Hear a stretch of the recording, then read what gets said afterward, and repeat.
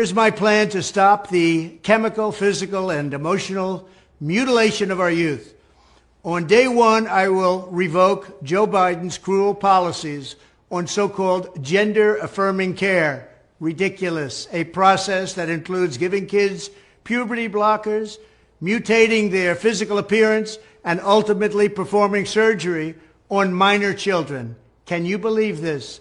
I will sign a new executive order instructing every federal agency to cease all programs that promote the concept of sex and gender transition at any age. I will then ask Congress to permanently stop federal taxpayer dollars from being used to promote or pay for these procedures and pass a law prohibiting child sexual mutilation in all 50 states. It'll go very quickly.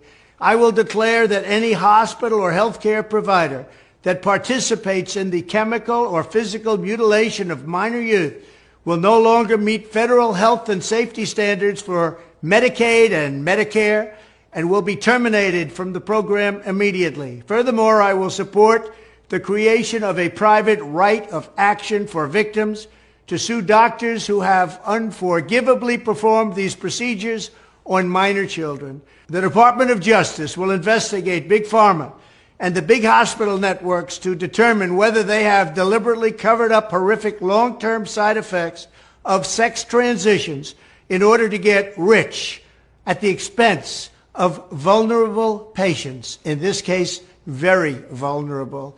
We will also investigate whether Big Pharma or others have illegally marketed hormones and puberty blockers which are in no way licensed or approved for this use.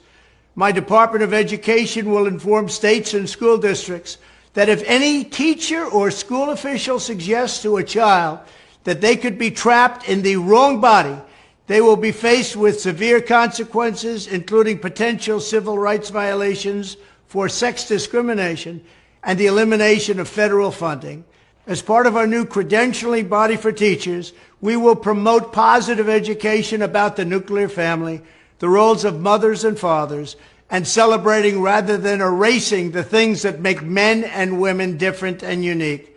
I will ask Congress to pass a bill establishing that the only genders recognized by the United States government are male and female, and they are assigned at birth. The bill will also make clear that Title IX prohibits men from participating in women's sports, and we will protect the rights of parents from being forced to allow their minor child to assume a gender which is new and an identity without the parents' consent.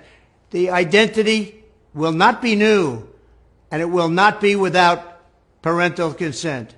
No serious country should be telling its children that they were born with the wrong gender, a concept that was never heard of in all of human history. Nobody's ever heard of this, what's happening today.